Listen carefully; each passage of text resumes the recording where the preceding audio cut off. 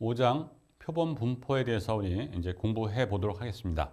자, 표본 분포에 대해서 이제 공부하기 위해서 필요한 우리의 목표는 뭐냐면 모집단과 표본이라는 것들에 대한 정보를 여러분들이 정확히 이해를 해야 되고요. 그다음 표본 분포가 무엇인지, 그리고 표본 분포에 대한 설명을 할 때 표본에 대한 형태로 나타나는 것의 대표인 평균의 개념과 비율 개념이 있을 텐데, 물론 표본 분산도 있을 수 있고요. 그래서 표본의 평균, 표본의 분산, 표본의 비율, 이런 것들에 대한 모양은 또 어떻게 될지, 그래서 그것들에 대한 기대값이나 분산, 이런 것들도 이제 계산을 해보려고 하고요. 그리고 모든 데이터는 중심 경향성이 있다라는 얘기예요. 데이터들이 많이 산재해 있으면 중심에 해당하는, 대표에 해당하는 것이 많이 있죠. 그런 개념의 의미를 갖습니다. 그래서 중심 경향화하는 형태를 설명한 중심 극한의 정리, 통계학에서는 가장 중요한 정리 중에 하나입니다. 그래서 이 정리 내용을 증명은 하진 않겠지만 직관적으로 우리가 볼 수 있는 그 내용에 대한 설명을 할 것이고, 여러분들은 그걸 기억하고 이해를 하고 사용할 수 있어야 돼요. 그리고 표본 분포에 대한 이그젬플들인 T분포, 카이스케 분포, F분포가 대표적으로 있는데, 왜 이것이 표본 분포라고 명명이 되는지, 이런 것들로, 그런 카테고리로 구별이 되는지, 이런 것들에 대한 얘기도 여러분들이 이해하고, 나중에 이와 같은 분포표를 작성하는 거, 분포표를 이해하는 거, 또 읽는 거, 계산하는 거, 이런 것들을 다 여러분들한테 같이 공부해 보고자 합니다. 그에 따라서 목차의 개념도 우리 학습 목표에 따라서 할 수 있게끔 순서대로 이렇게 설정을 했습니다. 자, 표본 분포의 개요를 한번 좀 살펴보겠습니다. 자, 그래서 만일 어떤 자동차 회사에서 새로운 아주 혁신적인 자동차 10만 대가 생산이 됐다라고 가정을 해볼게요. 그렇게 되면 소비자의 개념은 과연 안전하게 탈 수 있느냐? 물론 이제 안전성만 가지고 차를 완전히 100% 구입하는 건 아닐 수 있겠죠. 물론 이제 안전성이 확보되어야 그 다음을 할 수 있는 거죠. 그래서 안전성을 그냥 우리가 화두로 삼았습니다. 자, 그래서 안전한가가 소비자 입장에서는 아주 중요한 이슈가 될 거예요. 그러면 회사 입장에서는 자기네 본인들이 만들어진 자동차는 충분히 안전하다라는 것을 입증할 어떤 검증 단계가 당연히 필요할 거고요. 자, 그래서 소비자하고 회사하고는 상반된 입장이 있게 될 겁니다. 자, 이럴 경우에 만일 안전도 시험을 위해서 생산된 10만 대의 자동차를 모두 다 그 시험에 사용한다고 한다면, 그건 시험하면서 많은 구동도 하고 달리기도 해봤을 거고 주행도 했었을 테니까 이미 중고차가 되는 거죠. 그러니까 안전도 검사를 다 해버려서 10만 대가 다 안전하다 이렇게 나오는 것으로서 우리가 받아들일 리는 없겠다. 누가 봐도. 그러니까 실험을 다 하면 판매할 자동차도 하나도 없는 것이고 안전도 시험 자체는 무의미할 것이라는 건 누구라도 받아들일 수 있을 것 같아요. 자, 그러니까 이 회사에 생산한 자동차 안전을 어떻게 조사하며 그 조사한 결과에 대한 신빙성, 조사 결과를 이제 내놓겠죠. 그래서 그 결과에 대한 신빙성은 어느 정도 믿을 수가 있는가 하는 그런 문제점들이 좀 발생을 하는 거예요. 이거를 이제 우리가 서로 간에 딜을 하는 거죠. 자, 그래서 통계학이 바로 이와 같은 문제를 논리적으로 이제 해결할 수 있는 하나의 도구가 되는 겁니다. 자, 그래서 우리가 생산된 자동차에서 100대를 이미 추출해서, 왜 하필 100대냐? 그거는 뭐 지금 정해진 건 아니고요. 그냥 우리가 편의상 100대 했다라고 그냥 하는 겁니다. 그냥 단지. 그래서 안전도 시험을 실시해서 하게 되면 안전도에 대한 예를 들어서 100점 단위로 측정을 했다 그러면 몇 점, 100점일 수도 있고 0점일 수도 있고 55점일 수도 있고 한 값들이 나오겠죠. 그래서 안전도 시험 실시한 결과가 100대를 했으니까 100대에 대한 첫 번째 차량, 두 번째 차량부터 100대 차량, 100번째 차량에 대한 형태의 값이 이렇게 나올 거예요. 그래서 측정 값이니까 우리가 이럴 때는 스몰 문자로 씁니다. 그래서 x1, x2, x100까지 이런 게 나올 거예요. 자, 왜 하필 100대를 했느냐? 이거는 좀 지금 따질 문제는 아니야. 그냥 100대를 했다면 우리가 이렇게 이제 측정 값들이 나올 텐데, 그것들을 문자로 이렇게 스몰 x를 이용해서 x1부터 x2에서 x100까지 사용했다라는 얘기가 되는 겁니다. 자, 이때 이제 우리가 한 실험을 가지고 용어적 정의를 하려고 합니다. 그래서 모집단 개념과 표본 개념에 이제 의미가 있어요. 그래서 앞에서 우리가 사실은 모집단과 표본을 정의를 했었어요. 그것과 똑같아요. 자, 그래서 다시 한번 리마인드 한다고 생각하시면 되는데, 모집단은 지금처럼 안전도 같은 실험을 하려고 하는 거죠. 그래서 실험을 하려면 그 대상이 필요한데, 그 대상이 현재 10만 대라는 타이틀을 가졌어요. 자, 이것처럼 안전도와 같은 어떤 정보를 얻기 위해서 실험 대상이 된 전체 집단 전체, 이걸 우리가 모집단이라고 하는 거예요. 그러니까 전체 집합, 일과 같죠. 자, 그런데 지금부터 이제 여기 하나 더, 가정 하나가 더 추가가 돼요. 자, 무슨 가정이냐면 모집단의 대상들이 어떤 미지의 어떤 확률 분포를 할 것이다. 확률적 분포를 할 것이다. 그 얘기는 확률 함수의 모양이 있을 거다라는 개념을 하는 거예요. 그런데 앞에 뭐라 했어요? 미지의 이렇게 표현되어 있죠. 자, 그래서 바로 뭐냐면 어떤 대상들에 대한 모양새가 정규분포를 할 것이다. 정규분포니까 n으로 보통 쓰잖아요. 자, 근데 정규분포 인자는 파라미터가 두 개가 있습니다. 뮤, 평균에 대한 개념과 분산에 대한 개념, 시그마 제곱. 자, 그런데 만일 정규분포하는 것도 알려져 있고 평균이 얼마이고 분산이 얼마인 게 알려졌으면 이때 확률 함수는 완전히 고정돼. 다 알려진 거예요. 자, 그런데 정규 모양을 한다는, 종형 모양의 형태인 정규 모양을 한다는 것은 알려져 있지만 이 값에 대한 평균적 개념과 분산에 대한, 흩어짐에 대한 개념이 얼마인지는 우리가 알지 못하는 이런 형태로 가정은 하고 이제 시작하겠다는 거예요. 그래서 이것이 바로 이제 우리가 통계학의 대분류에서 모수 통계학이라고 불리는 이제 내용이 이렇게 되는 거예요. 그래서 모집단의 특성을 나타내는 파라미터는 알려져 있지는 않지만, 그게 정형해지지는 않았지만 그걸 파라미터로 하는 모양새, 확률 함수죠. 확률 분포.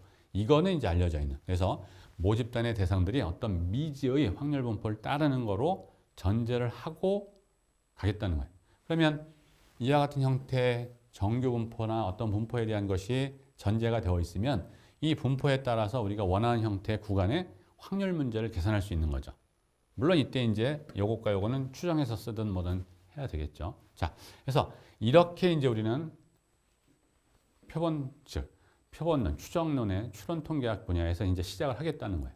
그래서 모수 통계학의 개념에서의 추론 방법을 여러분들하고 학습하는 겁니다. 이번 학기는.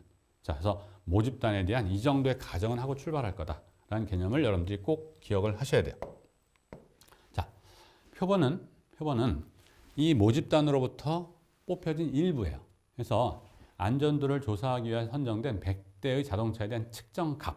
그래서 표본의 값은 x1, x2 해서 xn으로 이렇게 스몰문자가 돼요. 지금 표본은 하나의 측정 값인 거니까. 자, 그런데 우리가 뭘 생각하냐면 표본은 모집단의 특성에 관한 정보를 알기 위해서 추출된 대상이나 또는 그들의 측정 값을 의미해요. 그렇기 때문에 하나의 표본 자체는 이와 같은 형태의 하나 값들에 대한 나열이다. 이렇게 볼 수가 있습니다. 자, 그런데 안전도, 가정 또 하나 하는데 안전도를 나타내는 하나의 변수들. 그래서 그걸 라지 x1, 라지 x2, 라지 100 이렇게 썼거든요. 변수들이라는 표현하고 이건 독립이라는 가정했는데, 자, 이것의 의미가 뭔지 한번 설명을 해볼게요. 자, 한 번에 실험을 하면, 즉 안전도 검사를 우리가 한 사이클로 실험을 하면 100대를 실험하는 거잖아요. 그러니까 측정되는 값이 스몰 x1, 스몰 x2 해서 스몰 x 100까지 이렇게 나와요. 자, 그 실험을 한 번만 할 수도 있지만 또 다른 사람이 난 이 사람이 하는 거 말고 또 다른 사람이 해볼 수도 있다는 얘기죠. 그렇게 되면 첫 번째 사람이 이렇게 나왔고 두 번째 사람도 측정된 값이니까 x1, x2 해서 x의 100 이렇게 될 거예요. 똑같은 x100 똑같은 게 아니라 이건 첫 번째 사람 거다 해서 이렇게 우리가 명칭을 좀 줄게요. 두 번째 사람 거다 그러면 이렇게 줄 수 있을 거고요. 이렇게 제곱이나 이런 뜻이 아니고 첨자일 뿐이에요. 자, 그다음에 이런 일들이 계속해서 발생할 수 있는 거죠. 그러니까 실험이라는 통계적 실험을 한 번으로서 끝나는 게 아니라 어떤 사람에 대해서 실험한 거 또 다른 사람이 실험한 거 이렇게 나올 수 있어요. 자, 그런데 이렇게 했었을 때 이것들은 다 뭐냐면 첫 번째 이 사람의 실험에서 첫 번째 차량에 대한 안전도야. 여기는 두 번째 차량에 대한 거, 이 첨자를 따라서 여기는 100번째 차량이다. 그러면 첫 번째 차량에 대한 안전도 검사에 대한 결과치가 나오겠죠. 그러니까 차량을 하나를 뽑아서 뭐 쉽게는 그렇게 생각해도 되죠. 차량 하나를 선택해서 안전도 검사를 하는데 이 사람도 하고 이 사람도 했다 이렇게 볼 수도 있어요. 그냥 이런 형태. 자, 그래서 첫 번째 차량, 두 번째 차량, 100번째 차량에 대한 형태들에 대한 안전도 검사치들이 이렇게 나올 거예요. 그럼 이것들도 이럴 수 저럴 수도 있고 사람이 달라지고 환경이 달라지면 안전도 수치라는 실험의 결과는 똑같은 보장이 없죠. 다를 수 있어요. 다를 수 있지만 일반적으로 평균을 중심으로 해서 많이 있고 뭐 이렇게 그러니까 흩어져 있는 이런 형태의 종형 모양하는 게 일반적일 거예요. 하여튼 어쨌거나 모양새는 있을 텐데 두 번째 차량도 마찬가지. 또 이 차들이 같은 회사에서 같은 조건하에서 유사한 조건에서 나온 거죠. 거의. 그렇기 때문에 같은 모양새를 할 거란 얘기고요. 그 다음에 첫 번째 차량이 불량이라 해서 두 번째 차량 임의로 뽑은 건데 두 번째 뽑힌 임의의 차량이 불량일 가능성이 높다, 낮다 이런 걸 언급할 수 없다는 얘기야. 독립이라는 보장을 준 것. 그게 일반적이죠. 자, 그래서 실험을 하는 변수들에 대한 값 자체는 독립적으로 추출된 거를 가정을 할 거라는 얘기예요. 자, 그래서 바로 라지 문자를 쓰는 이유는 이런 데서 이제 여러분들이 연유하면 돼요. 그래서 스몰 문자의 개념은 한 번의 실험의 형태에서 나온 특정 값의 의미고, 라지 문자는 그런 것들을 다 나열해서 봤었을 때 이걸 대표하는 하나의 변수의 개념으로 본 것이 라지 X1, 라지 X2, 라지 100, X100. 그래서 이것은 하나의 확률 변수의 타입이다. 그리고 이 확률 변수들은 독립이라는 전제를 가정하겠다는 겁니다. 오케이? 자, 그래서 표본의 대상이 되는 이 확률 변수들, 즉 안전도 X1부터 X100까지잖아요. 이런 것들은 모집단으로 추출된 것이니까 모집단의 분포하고 동일한 형태의 모양을 따르는 거로 가정해도 문제가 안 되죠. 그래서 모집단의 분포와 동일한 분포를 형성하는 것이다 라고 이제 우리가 생각해도 되는 겁니다. 자, 이럴 때 우리가 확률 표본이라는 걸 정의를 해요. 그냥 표본이 아니고, 그냥 표본은 모집단으로부터 뽑혀진 일부인 부분집합의 개념, 이것이 표본이고, 앞에 확률자가 붙은 거는 확률, 그러니까 그대로 번역을 거꾸로 하자면 확률 표본은 probability distribution 이런 형태가 돼요. probability sampling 이렇게 돼야 되는데, 샘플. 근데 우리가 영어명은 랜덤 샘플 자체로 우리가 확률 표본이라는 정의를 했었습니다. 그래서 영어명에서 보면 랜덤 샘플, 랜덤 무작위의 개념이죠. 그러니까 이런 개념인데 확률 표본을 정의했는데, 정의 자체는 뭐냐면 뽑혀진 확률 변수들 형태가 서로 독립이고, 그 다음에 서로 동일한 분포에서 뽑혀진 형태라는 거. 그래서 확률 표본이라는 것은 뽑혀진 확률 변수들의 나열이 독립적이고, 그 다음에 동일한 확률 분포를 가지는 이런 확률 변수들의 나열을 우리는 확률 표본이라 얘기를 하겠다는 거예요. 그래서 확률 표본을 우리가 전제로 깔고 갑니다. 그럼 확률 표본은 앞에서 우리가 언급했던 통계적 용어 중에 뭐가 있었냐면 IID라고 했던 게 있어요. 그래서 앞에는 independent과 identically distributed라는 표현을 썼었죠. 그래서 바로 독립적이고 동일한 분포를 가지는. 그래서 확률 표본, 약칭으로 해서 랜덤 샘플이라고 쓸 겁니다. RS. 이것을 우리 IID다라고 얘기하는 것과도 동일한 얘기예요. 그래서 확률 표본을 정의하는, 즉 언급하는 용어들이 꽤 여러 가지로 있음을 여러분들이 기억하실 필요가 있어요.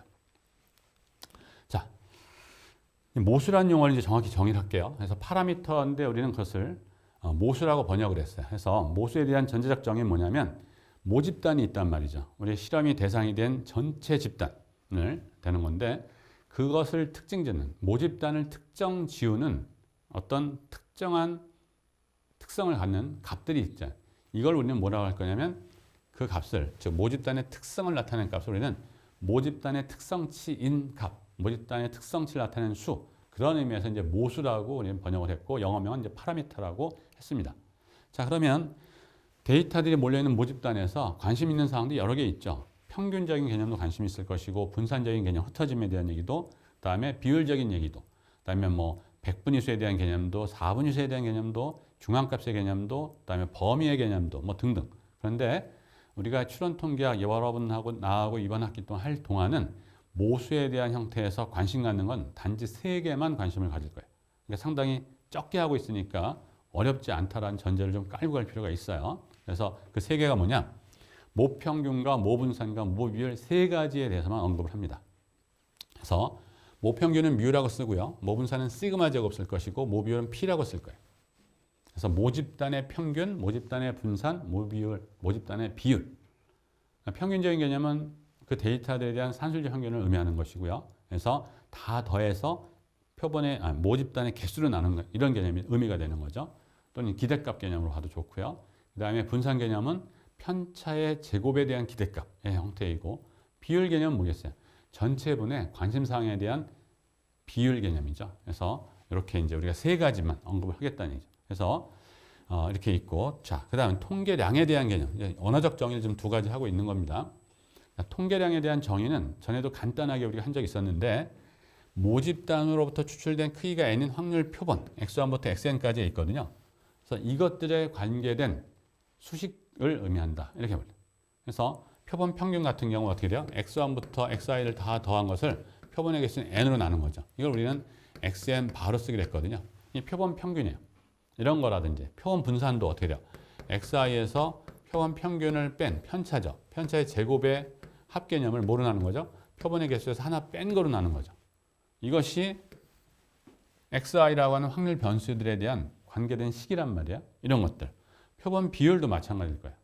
표본 비율도. 그래서 표본 비율을 보면 예를 들어서 XI들이 어떤 특정한 값을 갖는 비율적인 문제니까 이때는 이것이 좀 특정 지어져요. 그래서 특정한 값을 가지면 1 아니면 0으로 갖는 확률 함수로서 만들어졌을 때 이와 같이 XI들에 대한 전체 합을 하면 다른 말이에요. 넘버 오브 뭐가 될까요? 이건 특정한 형태의 값을 갖는 수가 되는 거죠. 그거에서 전체적인 수로 나누는 이런 개념이 바로 전체에서 특정한 값이 차지하는 비율적인 개념이 되죠. 그래서 이런 것들이 비율이에요. 그래서 비율 개념은 잘 보면 우리 뒤에서도 더 언급을 하겠는데 잘 보면 XI들 더해서 N으로 나눈 평균, 산술 평균, 즉 표본 평균의 개념과 유사하게 보여요. 그래서 이런 것들이 있단 말이에요. 이것들을 우리가 이제 표본 비율이라고 얘기를 하게 되는 거예요. 그러니까 얘하고 같지만 요거하고 요거는 약간 달라요. 이건 임의의 수에 대한 형태에 대한 산술 평균 개념을 의미하고 이때는 표본 비율로 왔을 때는 이 XI 값이 1 아니면 0으로 제한됐었을 때만 표본 비율로 갈 수 있는 겁니다. 그러나 표본 비율로 갈 때 이 모양새는 어쨌거나 표본 평균에 그래서 표본 비율에 대한 얘기를 언급할 때 바로 표본 평균에 대한 분포를 빌려와서 이론적 전개를 하게 되는 거예요. 그런 의미에서 자, 그래서 이런 것들이 바로 추적식, 표본에 관련된 추적식을 우리는 통계량이라고 얘기를 합니다. 자, 통계량 자체는 어떤 게 있냐면 표본 평균, 표본 분산, 표본 비율. 우리가 이제 앞에서 정의했던 양들하고 같아요. 표본 비율만 지금 여러분들하고 새롭게 잠깐 언급을 했습니다. 자, 그런데 표본 평균이나 분산이나 표본 비율 자체가 다 이것들이나 함수 관계죠. 자, 우리 함수를 배운 고등학교 과정까지 해서 함수에 대한 개념을 잘 살펴보면 F하고 G가 함수다.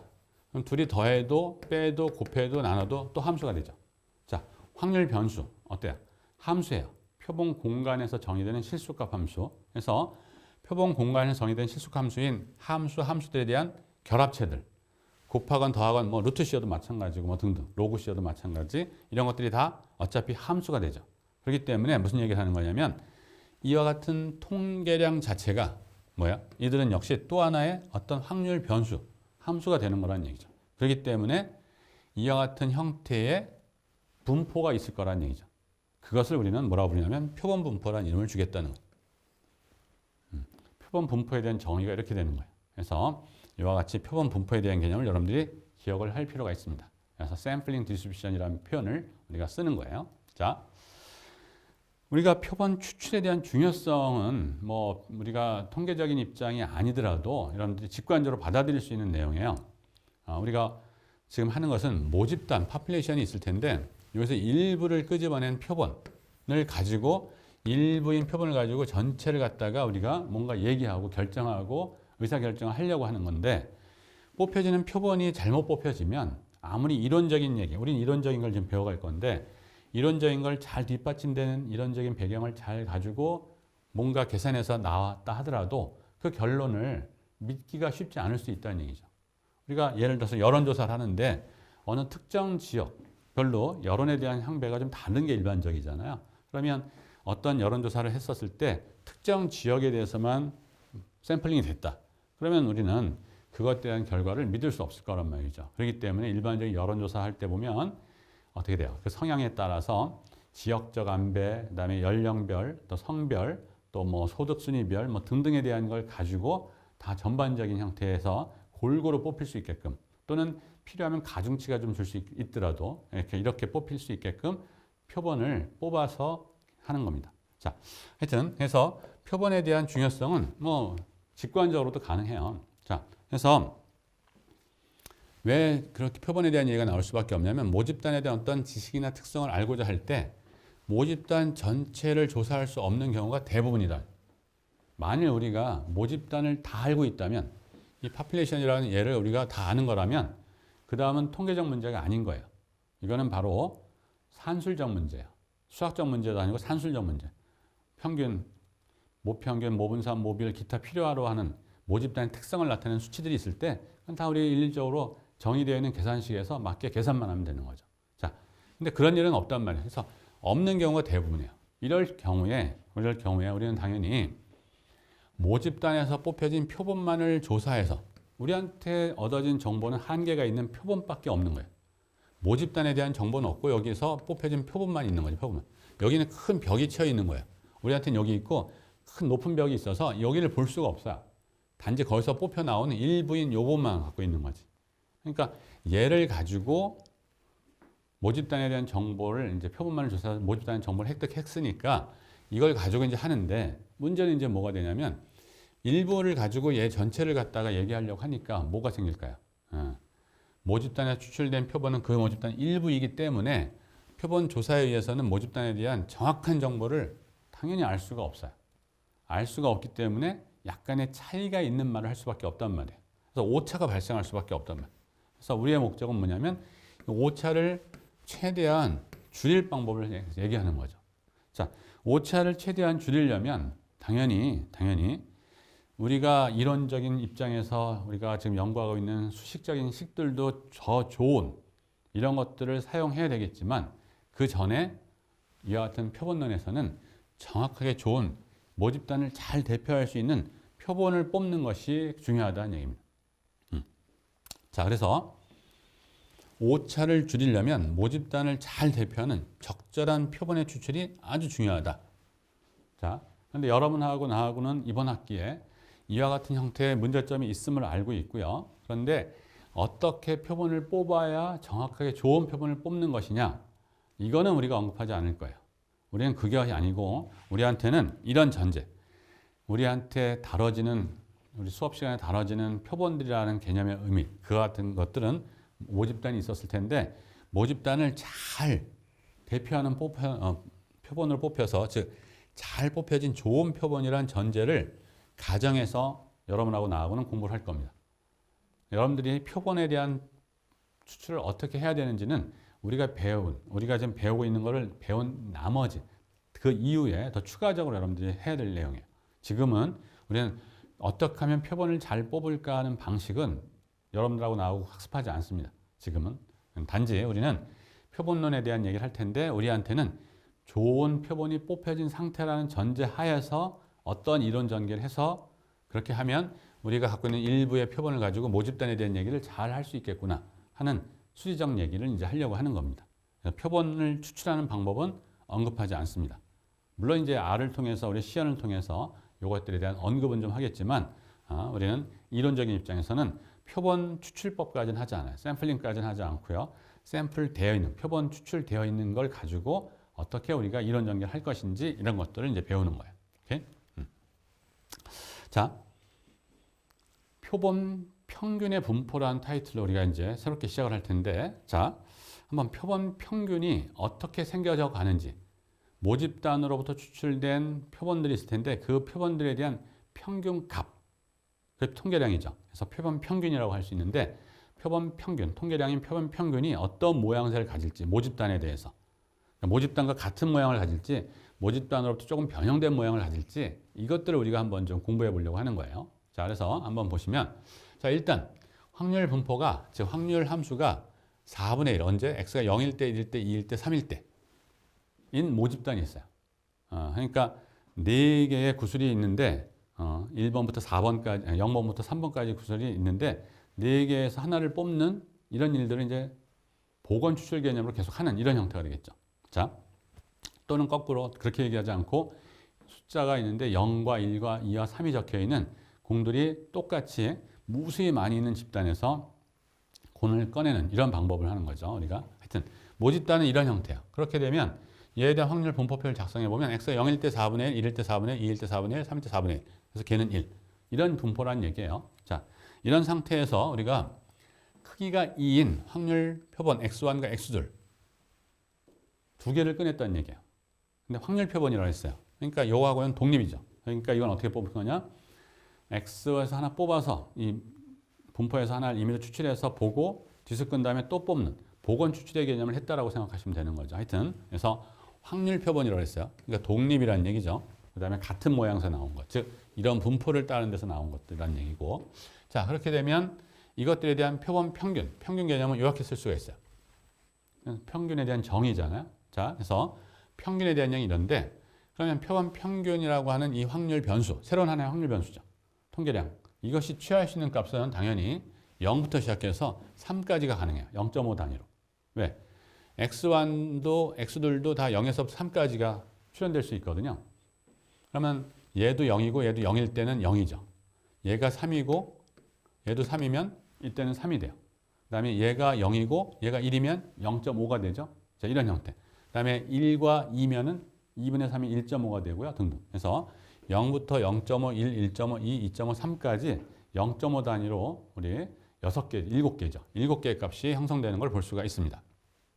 자, 그런데 이와 같은 확률 변수가 취해질 가능성, 0.5가 취해질 가능성, 이런 것도 우리가 잡을 수 있어요. 그렇게 되면 확률 분포표가 작성되는 거니까. 자, 그런데 이때 표본 평균이죠. 이 제목이 용어가. 그래서 표본 평균의 확률 분포는 어떻게 생겼을까? 이걸 우리가 한번 구성해 보려고 해요. 자, 그런데 x1하고 x2 두 개에 의해서 만들어진 거죠. 그래서 x1과 x2의 결합 분포의 개념에서 얘가 나오는 거예요.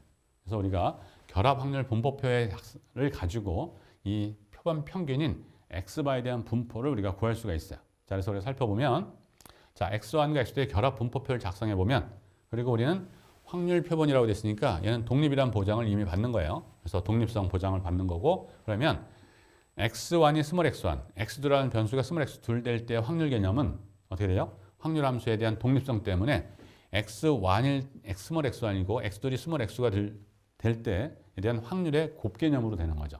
이건 독립성. 교사상의 확률이 확률의 곱과 같다는 독립성에 대한 정의를 가지고 간 거나 마찬가지죠. 자, 그래서 이와 같이 결합 분포표를 작성한 상태에서 확률 계산을 다 할 수 있어요. 자, 뭐냐면 우리 0,0일 때 확률이 왜 16분의 1이냐? 0일 때 확률이 4분의 1이잖아요. 나 이쪽도 0일 때 4분의 1이고 4분의 1, 4분의 1에 대한 곱 개념인 16분의 1이 되는 거죠. 또는 그렇게 생각해도 좋고, 자, x가 4가지, y가 4가지거든요. x2이. 그래서 4가지 16가지 중에 00이 나타나는 한 가지밖에 없죠. 그런 의미에서 16분의 1. 이렇게 설명해도 되겠죠. 자, 그래서 결합의 개념에서 우리가 이런 값을 잡을 수 있고, 또는 주변의 개념을 갖고 있으니까 그것에 대해서 독립성을 보장받으니까 이 나머지 몇 가지죠? 16가지에 대한 8가지에 대한 정보를 가지고 16가지 값을 찾을 수가 있는 거예요. 그래서 결합으로부터 주변은 쉬운 거고요. 주변으로부터 결합은 완벽할 수 없는데 언제 독립성을 보장받으면 그때는 다 채울 수 있다는 얘기죠. 그래서 이런 형태들 우리가 볼 수가 있어요. 그래서 이걸 이용해서 x1과 x2에 대한 값들이 어떻게 된다는 걸 가지고 이제 우리가 결합 분포표를 작성이 가능했는데, 이걸 이용하면 요것들에 대한 확률을 계산할 수 있죠. 자, 그래서 우리가 다시 한번 보면 x 관찰값인 x바에 대한 개념은 관찰값 x1과 x2에 대한 합에 대한 것의 합을 2로 나눈 표본 평균 개념이고요. 이때 x1, x2는 0과 1과 2와 3을 취할 수 있는 것이고, 그래서 x바에 대한 관찰 가능한 값과 x1, x2의 사이의 관계는 우리가 다음과 같은 형태로 구성해서 정리할 수가 있습니다. 자, 그래서 우리 x바가 0이 되는 형태는 x1, x2이 0, 0일 때밖에 없어요. 0.5가 되는 것은 0과 1, 1과 0일 때밖에 없고요. 그다음 1이 될 경우는 0, 2나 1, 1이나 2, 0. 합해서 1로 나는 것이다. 1 되는 거니까 1.5는 0, 3, 1, 2, 2, 1, 3, 0. 네 가지가 되고요. 2일 때는 1, 3, 3, 1, 2. 세 가지. 그다음 2.5는 2, 3, 3, 2. 그다음에 3일 때는 3, 3. 그래서 결국 x바에 관련된 형태, 새로운 하나의 확률 변수인 표본 평균 x바에 대한 확률 분포는 0일 때 한 가지, 0.5일 때 두 가지 이렇게 돼요. 전체는 16가지 중에. 자, 그래서 우리가 다음과 같은 형태의 x바에 대한 확률 분포표 작성이 가능해요. 자, 그래서 이와 같은 형태로 확률 분포표가 작성되고 있다. 그래서 원래 모집단은 0부터 3까지 4가지 경우밖에 안 나타났었지만 지금 같은 케이스에서는 확률 분포, 표본 평균에 대한 확률 변수는 가능성이 좀 더 많아지게 돼요.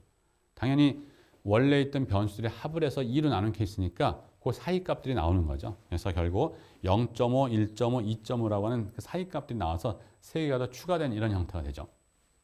자, 그래서 x바에 대한 확률 분포표도 작성을 했고요. x에 대한 확률 분포표도 우리가 알아요. 자, 그래서 우리가 뭘 할 거냐면 x라고 하는 것에 대한 기대치하고 평균, 그러니까 평균 값이죠. 이거하고 분산을 한번 알아보고 x바에 대한 평균과 분산도 한번 계산해 볼 거예요. 어떤 관계가 있는지. 자, 그래서 한번 우리가 살펴보면, 자, 모평균과 표본 평균이죠. 자, 표본 평균에 대한 기대값과 또 분산. 그러니까 모평균이라고 하기보다는 원래 있던 데이터인 확률 변수, 모집단의 확률 변수 x죠. 그래서 x하고 이것들로 이루어진 표본의 평균, 지금 크기가 2인 거로 제한했습니다. 그래서 2자가 생략됐다고 봐도 되죠. x 둘 봐요. 그래서 크기가 2인 표본 평균에 대한 원래 확률 변수하고 표본 평균에 대한 확률 변수의 기대값 개념인 평균과 분산의 개념을 한번 우리가 계산해 보려고 합니다. 그래서 어떤 관계가 있는지를 볼 거예요. 자, 모평균과 모분산을 계산하는데 모평균과 모분산 계산하려면 우리 이와 같은 확률 분포표가 있었습니다. 횡으로 안 쓰고 좀 종으로 썼어요. 지면 관계상. 그러면 모평균에 대한 기호적 정의는 x에 대한 기대치에서 뮤라고 썼었습니다. 그래서 x에 대한 기대치는 어떻게 돼요? 확률 변수의 값에다가 그때에 대한 확률 함수에 곱을 해서 합하는 개념이죠. 지금 이산형이니까. 그래서 이와 같은 형태에서 x하고 이걸 곱해야 돼요. 그래서 여기다 두 번째, 세 번째 칼럼에다 이걸 썼습니다. 그래서 곱한 형태. 여기 이제 개 부분이니까 좀 놔두고요. 그래서 하게 되면 0과 4분의 1 곱해서 0, 1과 4분의 1, 4분의 1, 2와 4분의 1, 2분의 1, 3과 4분의 1, 4분의 3. 그래서 요것들을 합한 것이 평균이죠. 그래서 이걸 합해버리면 2분의 3이 되는 걸 볼 수 있어요. 그래서 결국 표본의 확률, 모집단에 대한 형태가 각각 0과 1과 2와 3을 취하는 균등 분포인 경우에 대한 기대값은 2분의 3이 돼요. 자, 분산의 개념은 우리가 어떻게 하냐면 간편식 개념으로 이렇게 구하죠. 지금 요걸 구했거든요. 그러니까 제곱 확률 변수에 대한 기대치만 우리가 구하면 돼요. 자, 그래서 제곱한 형태를 곱한 형태의 값을 하게 되면 이와 같은 형태가 돼서 요거의 합이 4분의 14인 걸 알 수가 있어요. 계산해 보면. 자, 그러면 4분의 14에서 요거에 대한 제곱에 대한 걸 빼는 거니까 4분의 9를 해서 하게 되면 5분의 4가 되는 걸 볼 수가 있습니다. 그래서 원래 모집단을 형성하고 있는 확률, 모집단의 분포에 대한 형태는 평균값, 기대값을 2분의 3으로 갖고 있고 분산이 4분의 5라는 사실이에요. 자, 그런데 표본 평균에 대한 형태는 어떻게 될 것인가? 그래서 타이틀이 표본 평균의 평균. 좀 말이 좀 이상한데 우리 이 x바에 대한 이름 자체가 표본 평균이에요. 표본 평균이라고는 하나의 변수, 새로운 변수인데 이 변수의 평균과 이 변수의 분산을 계산해 보겠다는 거예요. 그래서 평균이 두 번 나와서 좀 혼동스러울 텐데 표본 평균이라고는 새로운 변수의 평균, 기대값하고 표본 평균의 분산을 갖다 계산하는 겁니다. 그런데 우리 이거에 대한 확률 분포표 작성을 했단 말이에요. 그래서 여기 있는 대로 x바에 대한 건 이와 같은 분포표 작성을 앞 페이지에서 봤습니다. 그렇기 때문에 이것들에 대한 평균 개념, 그래서 평균적 기호는 어떻게 쓰냐면 x바의 평균이죠. 자, 이것도 사실은 x의 평균이라는 개념에서 뮤에 우리 언더 아래 첨자를 써서 뮤x로 쓰기도 해요. 근데 x가 너무 뻔하고 하니까 이걸 생략해서 그냥 우리가 뮤라면 쓴 건데 이 x바에 대한 평균이라는 개념에서 뮤x바 이렇게 씁니다. 이 x바가 아래 첨자의 기호예요. 자, 그리고 이거에 대한 정의는 x바에 대한 기대치죠. 자, 그래서 x바에 대한 기대치는 요 확률 변수의 기대치예요. 그러니까 이때 이와 같은 형태에서 요 확률 변수의 기대치니까 서로 곱에 대한 합 개념이죠. 그래서 곱한 거를 세 번째 칼럼에 쓴 거예요. 이렇게. 그래서 이것들도 쭉 다 더하면 7가지 형태를 다 더하면 뭐가 되는 걸 알 수 있냐면 2분의 3 되는 걸 알 수 있습니다. 자, 그래서 모집단의 평균과 표본 평균에 대한 기대값, 평균이죠. 모집단의 평균과 표본 평균의 평균은 2분의 3으로 같은 걸 보이고 있어요. 자, 흩어지면 어떻게 될까? 분산 개념은 우리가 variance x바라고 쓸 수 있고요. 요거는 또 간편식 개념으로 확률 변수의 제곱에 대한 기대치에서 확률 변수의 제곱을 빼는 타입으로. 근데 우린 이미 이거는 구했거든요. 이거는 2분의 3. 그러니까 요것만 하면 되죠. 그래서 이것도 여기 마지막 칼럼에서 계산한 형태로 보게 되면 어떻게 돼요? x의 제곱 곱하기 fx바 형태가 돼서 결과를 하면 3분의, 즉 8분의 23이라는 값이 나와요. 그래서 하게 되면 우리가 여기처럼 8분의 28에서 4분의 9를 뺀 형태의 8분의 5가 되는 걸 볼 수가 있습니다. 자, 이렇게 해서 우리가 얻은 정보, 결과는 뭐냐면 이런 결과를 얻을 수 있어요. 자, 모평균은 표본 평균의 기대값과 같다는 얘기예요. 그래서 뮤나 x바에 대한 뮤나 같다는 얘기죠. 그리고 두 번째, 시그마 제곱, 모집단에 대한 분산은 4분의 5였거든요. 근데 표본 평균에 대한 분산은 그거보다 2가 적어진, 2배로 적어진, 즉 베리언스 x바에 대해서 2를 곱해야 모집단의 형태가 되는 거죠. 여기다가 2를 곱해야 모집단의 분산과 같아야 되는 거잖아요. 그래서 결국은 이런 형태가 돼서 분산에 대한 것은 좀 변화가 있다는 얘기예요. 자, 그런데 우리가 이걸 직관적으로 좀 생각해 볼 수가 있어요. 자, 우리가 어떤 집단에서 두 개를 임의로 짝지어서 두 집단에 대한 평균치를 새로운 변수로 이제 하는 거죠. 그래서 한 반에 있는 학생들에서 두 명씩 짝을 지어서 시험 점수라고 가정할게요. 그 점수에 대한 평균값을 갖는 새로운 변수들의 모임을 만드는 거죠. 표본 평균이야. 자, 그런데 두 집단의 평균을 내든 뭐 하든 간에 평균적인 개념을 같아질 수밖에 없는 거죠. 그건 큰 의미가 없어요. 그러니까 두 집단의 평균을 냈든 뭐 이런 형태. 자, 그런데 분산 개념은 두 데이터에 대한 중앙값이 아니라 평균값을 새로운 변수로 하고 있거든요. 그러니까 각각에 있는 데이터가 많이 벌어져 있으면 두 집단의 두 개의 변수에 대한 값에 대한 평균을 내면 우리 어떻게 돼요? 중앙화가 되죠. 그래서 결국 중심값, 대표값인 평균치에 가까운 값들로 새롭게 찍혀요. 그러니까 당연히 흩어지면 줄 수밖에 없죠. 그래서 흩어짐이 줄는데 얼만큼 주느냐? 표본의 개수에 비례해서 준다는 얘기죠. 이렇게 되고 있다는 얘기예요. 자, 이것을 지금의 이제 샘플, 처음에 표본 평균에 대한 얘기를 하기 위해서 표본의 크기 2개짜리 갖고 했는데 이것을 일반화된 형태로 우리가 확장해서 할 수가 있습니다. 그래서 이제 그걸 보죠. 자, 그래서 일반적인 정리예요. 그래서 모평균 뮤하고 모분산 시그마 제곱인 모집단으로부터 크기가 n인 복원 추출한 표본을 이따 가정하죠. 그래서 x1부터 시작해서 xn까지가 우리 결국은 n개를 끄집어냈고 이와 같은 데서 끄집어낸 거니까 동일 분포 형성이 돼 있고요. 그다음 복원 추출했다는 말을 썼으니까 어떻게 돼요? 하나 뽑고 집어넣고 뒤섞은 다음에 다시 뽑고 그러니까 다음 번째 뽑힐 것들이 영향받지 않는 독립성을 보장받는 거죠. 그렇기 때문에 이렇게 펴진 표본은 랜덤 샘플이다 이렇게 얘기할 수가 있는 겁니다. 자, 그래서 표본 평균에 대한 형태에 대한 걸 일반적인 할 건데 크기가 n인 거로 자 이렇게 되면 표본 평균에 대한 기대값은 모집단의 평균과 같다라는 주장이고요. 표본 평균의 분산은 그래서 베리언스 x바죠.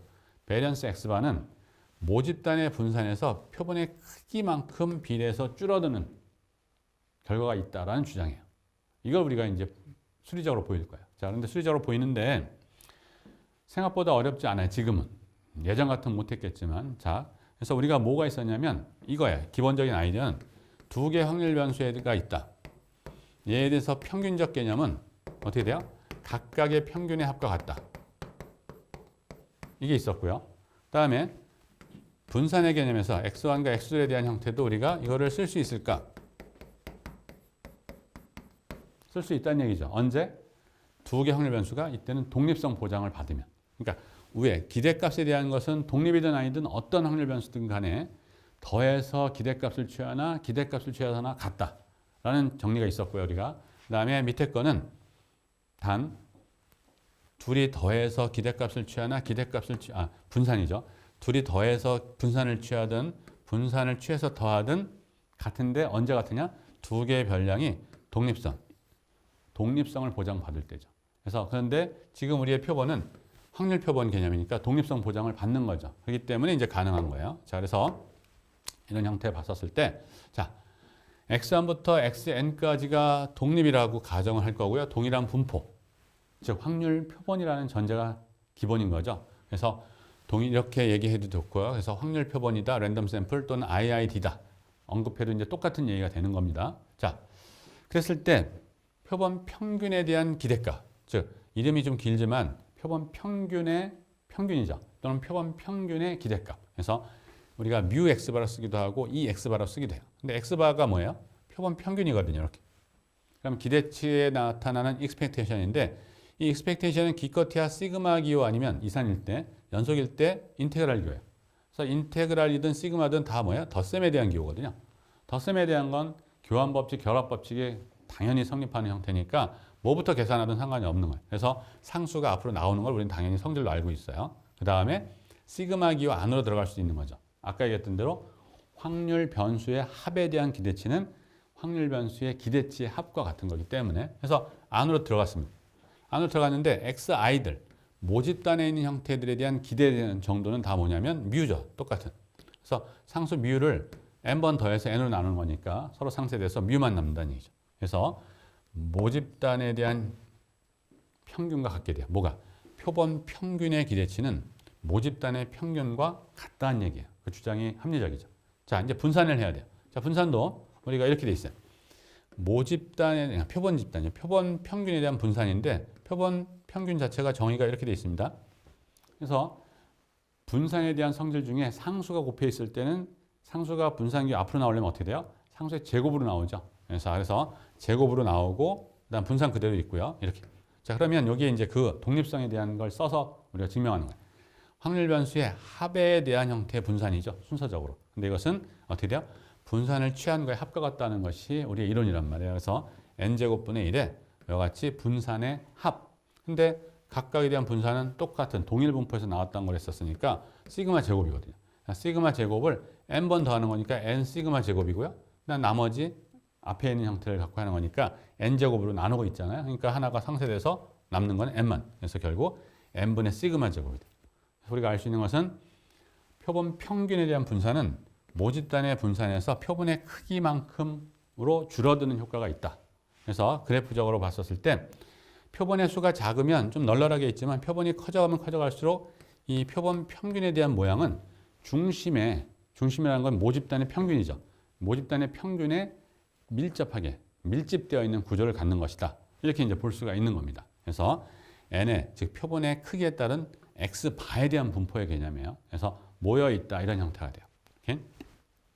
자, 우리 지금까지 한 걸 가지고 이와 같은 또 유사한 문제도 또 이렇게 해결할 수가 있는데 확률적 해결이에요. 자, 어떤 모집단에서 다음을 가정해 볼 거예요. 여자의 키는 평균이 160이고 분산이 9가 된 정규분포를 따르고 남자의 키는 평균이 170이고 분산이 16 정도가 되는 형태로 있다라고 가정을 할 겁니다. 어떤 집단에서는 이럴 수 있잖아요. 그렇죠? 자, 근데 한 여자를 무작위로 추출하고 독립적으로 한 남자를 무작위로 추출했었을 때 여자가 남자보다 더 클 확률을 이제 찾는 문제예요. 자, 우리가 이때 이제 해볼 수 있는 거는 뭐냐면 두 개의 독립적인 분포를 갖다가 빼거나 더하거나 일을 할 수가 있단 말이에요. 확률 변수들에 대한 합차를 우리가 여태까지 평균에 대한 형태는 합의 개념 했었는데 뺄셈도 당연히 가능한 거고요. 마이너스 1배, 상수배 곱한 것들에 대한 모양도 볼 수 있는 거고. 자, 이랬을 때 그와 같은 형태를 우리가 구할 수 있는가 하는 문제죠. 구할 수 있다는 얘기죠. 자, 그래서 이걸 한번 살펴보면 자, W를 추출된 여자의 키라고 할 것이고 M을 추출된 남자의 키라 할 거예요. 그럼 M은 이런 분포를 따르는 것이고요. 그다음에 N은 W는 M은 이와 같은 분포죠. 자, 이런 상태에서 결국 우리가 알고 싶은 거는 바로 W가 M보다 클 확률의 개념. 그럼 우리는 W하고 M에 대한 분포를 알고 있는데 이걸 우리가 쓰면 W-M이 0보다 클 확률을 찾는 거나 마찬가지. 그러면 바로 W-M이라는 새로운 확률 변수에 대한 얘기예요. 그래서 W-M에 대한 얘기를 해야 될 텐데 W도 정규분포, M도 정규분포야. 그러니까 정규분포하는 확률 변수끼리 물론 이제 모수는 다른 거죠 지금. 그랬을 때 둘이 더하거나 뺐었을 때 모양이 어떻게 될 거냐에 대한 문제죠 결국. 자, 그래서 정규분포 형태 이런 형태야. 또 다른 정규분포 뭐 이렇게 있겠죠. 평균과 분산이 같다는 보장 없으니까. 그럼 두 개에 대한 형태를 합한다 그러면 어떻게 돼요? 평균 값은 그 좀 큰 데 쪽으로 더 넘어갈 것이고요. 그 다음에 분산 개념도 어떻게 될지 모르지만 하여튼 종형 모양은 유지할 거란 얘기예요. 왜냐하면 이렇게 해서 임의로 추출돼서 이런 상태에서 추출돼서 새로운 걸 만들어지면 여기서 많이 뽑힐 거고 여기서 많이 뽑힐 거잖아요. 그러니까 많이 뽑히는 건 이 둘이 합해서 많이 뽑힐 거니까 그 주변이 좀 있고 적게 이렇게 있을 거예요. 그래서 바로 종형 모양은 유지할 거다. 자, 우리가 뭐 유전학적 입장이든 뭐든 간에 생태학적 입장에서 동종교배 원칙 개념이 있거든요. 그래서 우리가 정규분포하고 정규분포끼리 어떤 연산, 1차원적 연산했었을 때 이때는 당연히 그 분포에 대한 모양이 유지된다는 거예요. 그래서 그 개념을 가지고 뒤에 가서 많은 문제를 또 해결해요. 그래서 정규분포끼리 정규분포하고 지수분포를 더하거나 빼거나 그러면 어떻게 될지 모르는 거지만 정규분포 모양과 정규분포 모양을 하면 그 정규성 모양은 유지되겠다. 다만 이제 모수들이 바뀌어가는 거죠. 이런 형태. 자, 그래서 차든 더 뺄셈이든 이런 형태. 그래서 새로운 하나의 확률 변수도 정규분포는 할 것이다. 라는 전제. 자, 그랬을 때 새롭게 정규분포를 하는 거니까 이때 모수를 결정해야 되겠죠. 근데 모수에 대한 결정은 우리가 앞에서 봤던 형태를 그대로 이제 갖고 가요. 자, 그래서 W-M에 대한 형태의 평균과 분산을 결정해야 되겠죠. 그래서 평균과 분산을 결정하면 자, expectation W-M이거든요. 자, 이거는 다시 좀 정확히 쓴다면 W 플러스에 마이너스 M 이렇게 쓸 수 있는 거고요. 자, M이 정규분포이면 마이너스 M 배한 것도 정규분포인 거죠. 다만 모수가 좀 바뀔 뿐이죠. 그러니까 마이너스 M은 어떻게 돼요? Y축에서 좌우 대칭된 케이스니까 분포의 모양은 바뀌지 않아요. 위치만 바뀔 뿐이지. 그래서 정규분포 그대로 가거든요. 그래서 정규화에 대한 확률 변수의 합이다. 이런 개념과 그러면 앞에 썼던 대로 이것은 expectation W 플러스 expectation 마이너스 M이고 마이너스 상수 붙은 건 앞으로 나가도 되는 거니까 expectation W 마이너스 expectation M 이게 되는 거예요. 그러니까 두 별량에 대한 차에 대한 기대치는 기대치의 차와 같다는 얘기예요. 똑같이. 자, 그래서 이것에 의해서 우리는 평균이 마이너스 10인 걸 알 수 있어요. 자, 분산 개념은 어떻게 될 것이냐? 분산 개념은 우리가 W 마이너스 M에 대한 분산이거든요. 자, 근데 우리 M에 대한 분산과 마이너스 M에 대한 분산은 같은 걸 우리가 봤었어요. 왜냐하면 마이너스 해봤자 위치적인 개념만 바뀔 뿐이지 흩어짐에 대한 그대로 가죠. 이 때문에 같아요. 그래서 이 성질을 이용하게 되면 이것도 우리 W 마이너스 M에 대한 분산 개념은 바로 M 그다음에 마이너스 대신에 이제 이렇게 써버릴까요? 이제 W죠. 참 다시 써야겠네요. 자, 분산의 W 마이너스 M에 대한 얘기죠. 이것도 우리가 자세히 쓰면 W 플러스의 마이너스 M 이거가 돼요. 그러면 마이너스 M과 W는 좀 독립적인 관계에 있으니까 분산 개념은 W에 대한 분산과 그다음에 마이너스 M에 대한 분산의 합으로 되는 거죠. 자, 그런데 마이너스 M에 대한 분산은 M에 대한 분산이고 그래서 바로 W에 대한 분산과 그다음에 M에 대한 분산의 합으로 돼요. 그러니까 이 분산 얼마였었어요?